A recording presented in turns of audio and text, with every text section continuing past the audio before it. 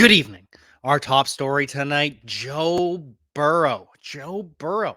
There is speculation that he could end up missing 4 games for the Cincinnati Bengals. This comes off of comments from Ja'Marr Chase saying that he doesn't want Joe Burrow back in week 1, that he would rather him wait, heal up completely as long as he's there by week 5.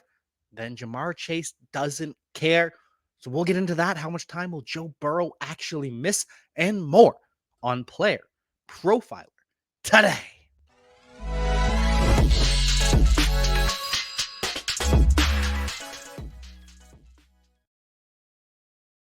Now, even though these comments were made by Ja'Marr Chase, a teammate of Joe Burrow, there is some context missing. Number one, we don't actually know how bad the calf strain is for Joe Burrow. Is it a grade 1 strain? Because if it's a grade 1 strain, then not a worry. He's going to be back for week 1. If it's a grade 2 strain, not a worry. He's going to be back for week 1. He's got a month. But if it's actually a grade 3 strain, if Joe Burrow has a grade 3 strain calf, that could end up requiring surgery. Unlikely. It is very unlikely that Joe Burrow has a grade 3 strain and we don't know about it. But this is where some of the worry is coming from. People think, hey, we didn't actually hear what type of strain this was for Joe Burrow, just that it was his calf. We don't know what grade. And Ja'Marr Chase is coming out saying as long as he's back week 5, well, that sure sounds scary, doesn't it? But then you listen to the whole interview with Ja'Marr Chase, and he's talking about how even though he was cleared, even though he was ready, he sat out an extra week with his hip injury. And so, by all accounts, it sounds like Ja'Marr Chase, just being a good teammate, just being a supportive friend, isn't actually speculating on anything, because then he admits, yeah, I told Joe Burrow that. I told Joe Burrow that as long as he's out by week 5, then we're good. We're not worried about it. And Joe Burrow said, yeah, we'll see. We'll see how I feel. And if you know Joe Burrow, if you know any of these quarterbacks, they ain't sitting 4 games just because. So unless Joe Burrow completely tore his calf, which some people believe is a possibility, he had a sleeve on his calf even before the injury. It just feels really unlikely that the Bengals were able to hide this. But stranger things have happened. As for the Cincinnati Bengals, what should we expect? I do not expect Joe Burrow to miss any time with this calf injury. I fully expect him to be ready for week 1. I am treating this like the Cincinnati Bengals treated Joe Burrow last year with the appendectomy when he missed most of the preseason. Maybe the Bengals struggle out the gate because Joe Burrow hasn't been practicing with his teammates, with the first team offense. But by week 5, things are going to be clicking for the Cincinnati Bengals. This is the best team in the AFC North. This might be the best team in the AFC. The Bengals, the Chiefs, and the Bills. Bengals might have the best roster of the 3 independent of quarterback. They have the best pass catchers, that's for sure. They have the best offensive line, I believe, based on the changes on the Kansas City Chiefs offensive line, but you could give it to them. Best defensive line, I would probably give to the Bengals or the Bills, depending on Von Miller's status. Linebackers definitely goes to the Cincinnati Bengals. Safeties probably goes to the Bills. Corners might go to the Bengals. Either way, this is a talented roster. I don't expect Joe Burrow to miss any time, but if he does, it's going to be interesting to see who their quarterback is. Right now, it seems as though Trevor Siemian is losing the starting quarterback competition to Jake Browning, who hasn't done anything in his short NFL career. Spent some time with the Minnesota Vikings. Can't remember where he went after that, but he's got the inside track to be the starter. Jake Browning for the Cincinnati Bengals if Joe Burrow misses any time, and I do not believe he will miss any time at all. But before we get into more injury updates across the NFL, there are some bad ones. We've got a word from the Podfather. Take it away. Hey, it's the Podfather. I have great news. The 2023 draft kit is live. It is world famous. Why? Because it is the best resource for winning fantasy football championships that exists. There are rankings and cheat sheets for every format you can imagine. We have projections both at the team level and the player level. And wherever you are, you can click on a player, open them up, and see in-depth written analysis about what to expect in fantasy football from that player this year. And then you can click on the team, and you can get even more in-depth analysis, all the drivers of fantasy production, both in a positive and negative direction for that team, including a signature trend. And the graphics are incredible. So these team insights, they give you the team level projections, the vacated targets, the vacated ARs, and that one dynamic for each team that you need to know when making decisions on draft day. And we added a bunch of features. I mean, individual cheat sheets for Theo and Billy and Dario. So you could take your favorite analyst and download their personal draft cheat sheet. And then in the commissioners section, also brand new this year, Memphis Young lays out everything you need to know to manage a league, do's, don'ts, tips, and what the more innovative fantasy commissioners are doing this year. That's presented by Trophy Smack. The whole package is presented by the Fantasy Football Players Championship, the FFPC, Ray Garvin, Derek Brown, the best minds in the industry contributing analysis. It's certainly not the most inexpensive draft kit on the market, but it is the best. PlayerProfiler.com/draftkit. PlayerProfiler.com/draftkit. Go get it. Go and get the draft kit. And if you want to sign up for the all-in package, access everything that I have access to, use promo code Jack when you sign up, save $10, I believe. Either way, moving on to some of these injuries across the NFL. The New Orleans Saints had a bad day. So one day after finding out that Alvin Kamara will miss just 3 games with a suspension, Eno Benjamin, who was slated to be the RB3 while Kamara was out behind Jamal Williams, behind Kendre Miller, Eno Benjamin tears his Achilles. He will miss the 2023 NFL season. Hate to see it. Absolutely hate to see it. We do not wish injury on any player. And so, Benjamin, a player that Player Profiler has been into in the past, he will miss the season. And that's not it for the New Orleans Saints. They also had Rashid Shaheed, who is expected to be their wide receiver 3 behind Chris Olave and Michael Thomas. He leaves practice early with a groin injury. And then Traquan Smith, their wide receiver 4. He also leaves practice early with a groin injury. Bad day for the New Orleans Saints. We wish the best for all these players. Hope for a speedy return to the field. And the same for Kenny McIntosh. Kenny McIntosh has a sprained knee. He injured his knee in the scrimmage that the Seattle Seahawks had yesterday. And so a sprained knee means one of a couple things. There's 4 ligaments in the knee. So he either has a ACL strain, which is unlikely. Typically, it's a torn ACL, not just an ACL strain. An MCL strain, which is something that we all know well about. Kyle Pitts, that was the injury that he suffered. LCL strain, that again is less likely. And PCL strain, again, less likely. So, knee strain can be one of 4 ligaments, probably the MCL, based on the way it was described. Kenny McIntosh will miss some time for the Seattle Seahawks. More time than Zach Charbonnet, more than likely. We thought Zach Charbonnet was going to miss quite a bit of time. He is expected to be full go on Monday. He didn't participate in the scrimmage, but they expect him to be full go tomorrow. Excuse me. As for Kenny McIntosh, we will see when he returns. A sprained knee. There are different, as we talked about earlier, with the injury for Joe Burrow. A strained calf, a sprained knee.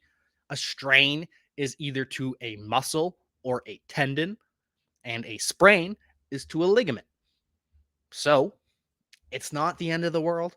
Could just be a grade 1 strain. He could just be out 2 to 4 weeks, and then he'll be back for week 1. But we just don't know. And the way these coaches withhold information on injuries, it's pretty much impossible to know. We just have to wait and see when Kenny McIntosh ends up returning. Expected to be towards the end of the month, and that gives DJ Dallas the inside track to game action early in the season. We'll see when Kenneth Walker returns. We'll see what happens with Zach Charbonnet, but DJ Dallas, a name to remember from last year. He knows the offense. He's proven that he can be a pass catching back in the NFL, can run the football in the NFL. Just a name to remember. If Kenneth Walker misses any time, and if Zach Charbonnet doesn't pick up the offense as quickly as we expect him to. Other running back situations across the NFL, of course, we are all still waiting on Josh Jacobs to sign with the Las Vegas Raiders, return, whatever you want to call it. Either he signs his franchise tag, either he gets a new deal from the Raiders. We don't know. We're all waiting for Josh Jacobs to return, but there are some conversations. What would happen if the Raiders rescinded the franchise tag? If Josh Jacobs says, no, I'm done playing for you, I'm not playing for you, I'll show up, I'll hold in, and you can pay me that $10 million for me to do absolutely nothing while I battle migraines or whatever other injury he wants to have. So people are speculating if Josh Jacobs does have his franchise tag rescinded, the Kansas City Chiefs and the Denver Broncos very well might be interested in signing Josh Jacobs.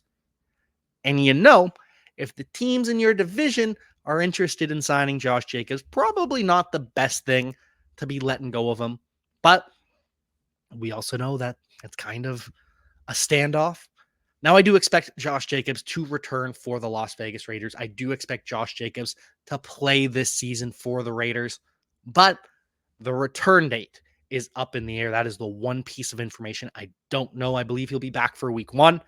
I believe he'll be slow to start the season after not participating in training camp, but by the end of September, he will be the regular Josh Jacobs that we all know and love. Hopefully, though, he returns earlier. Hopefully, he gets a pay increase from the Las Vegas Raiders, and hopefully, in a couple weeks, this is nothing to worry about because Josh Jacobs is in training camp. He's looking good, and all is well. Looking at other running back situations across the NFL, who had it on their 2023 bingo card that Kenyon Drake would sign before Dalvin Cook, would sign before Leonard Fournette, would sign before Ezekiel Elliott, before Kareem Hunt?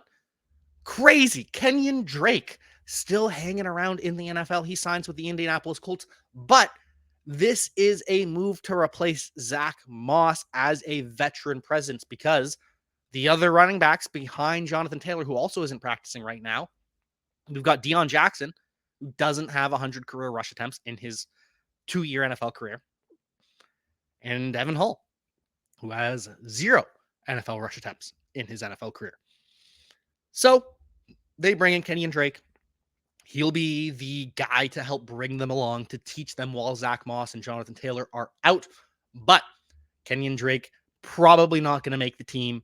It'll come down to him and Zach Moss and Deion Jackson. Evan Hull is going to make this roster and he's going to learn. But Kenyon Drake, probably not making the team. Probably not fantasy relevant. And if he does, well, even if he makes the team, he's not fantasy relevant, especially with Jonathan Taylor going to return at some point. Looking at other backfields across the NFL, other veterans that could surprise people. Kenyon Drake, not going to surprise anyone, but Latavius Murray might. Latavius Murray has been eating on the goal line for the Buffalo Bills. That Latavius Murray has been seeing plenty of short yardage action. They've got Damian Harris, who is also a bigger body back. But if Latavius Murray is better in short yardage situations than Damian Harris is, what's to stop the Buffalo Bills from playing Latavius Murray? Latavius Murray could end up mattering more than Damian Harris. And this comes at an interesting time because James Cook is getting a ton of hype. Josh Allen hyping up James Cook. Theo Greminger posting videos of James Cook at training camp. He busts a long run from inside his own 5-yard line. James Cook looks like he could be the real deal. The problem is he's never going to see those goal line touches the way we would hope he would. There's always going to be a Damian Harris, a Devin Singletary, a Latavius Murray taking goal line touches for James Cook. But we've built this in to James Cook's price tag. He's currently going in the 7th round. Theo believes he will be going in the 6th round by the end of the month. But that builds in the fact that he's not going to be the goal line back. Damian Harris going in the 11th round versus Latavius Murray, who's pretty much going undrafted. That's not building in that Damian Harris might not have a role and might not be better than Latavius Murray. So this is just something to keep an eye on. No guarantee that Latavius Murray makes this roster at all. But if he does, it probably means that the Buffalo Bills are going to use him in short yardage situations more than any Damian Harris truther is comfortable with. Looking at some of these younger running backs in the NFL, Kyren Williams. Kyren Williams appears to have the inside track due to his pass blocking to be the third down back for the Los Angeles Rams. LA has known or made it known in the past that they were not happy with Cam Akers' effort in pass protection. We all remember that game one against the Buffalo Bills where he pretends to block and then just completely dips out of there. Bad look. Cam Akers has worked out on it. Cam Akers has given it his all to become a 3-down back. But as of now, it appears that Kyren Williams could still end up taking some of those third down touches away because of his pass protection skills. Might be used as a dump off for Matthew Stafford. I'm still a believer that Cam Akers is a bell cow, even if Kyren Williams is coming in on some third downs, even if he's coming in on all third downs. That is 33% of the touches. And I don't even believe that Cam Akers is going to cede every single third down to Kyren Williams. So I'm not worried about this, but just something to file away. If we hear more buzz down the road that Kyren Williams is showing out in camp, maybe I'll believe it. But for now, Cam Akers is a true blue bell cow, and I don't see that changing. But we are seeing some changes for the Kansas City Chiefs. Deneric Prince is making this roster. We have said it week after week after week. UDFA out of the University of Tulsa, Oklahoma. Deneric Prince is the starting kick returner in the first preseason game for the Kansas City Chiefs, a position that is wide open. Richie James probably going to be the starting punt returner, but we saw last year Isaiah Pacheco, he ended up starting on kick return and ended up working his way into the offense. Deneric Prince is coming for Clyde Edwards-Helaire's job. Clyde Edwards-Helaire, still crazy that he was drafted before Jonathan Taylor. Chiefs could right that wrong and make a trade for Jonathan Taylor, though it seems unlikely. Speaking of the Kansas City Chiefs, though, it appears as though we might have a favorite to be that wide receiver 3 while Kadarius Toney is out. Some people thought it would be Rashid Rice, the rookie. He could fill in for Juju Smith-Schuster. He's got that run after catch ability, fits in perfectly in that position. Others thought it was Richie James. Richie James, all he does is produce. He is so consistent. He can play outside. He can play inside. He can play special teams. Others thought it could be Justyn Ross. Oh, well, he broke out so young at Clemson. Justyn Ross, he is a star in the making. He is getting first team reps with Patrick Mahomes already. He's going to be the starter. But based on what we've seen through the preseason, Justin Watson, a favorite of Player Profiler, a size speed specimen out of Penn. Justin Watson looks like he has the inside job to be that wide receiver 3 for the Kansas City Chiefs. And if he does earn that, the Podfather is going to be on one. Keep an eye out for that. Justin Watson producing in fantasy football while Kadarius Toney spends some time away from the team. I believe Kadarius Toney will start the season on the injured reserve list. Come back October, November, but I think he's going to miss 4 games at least for the Kansas City Chiefs. And in that 4-game span, Justin Watson could be that guy behind Sky Moore and Marquez Valdes-Scantling.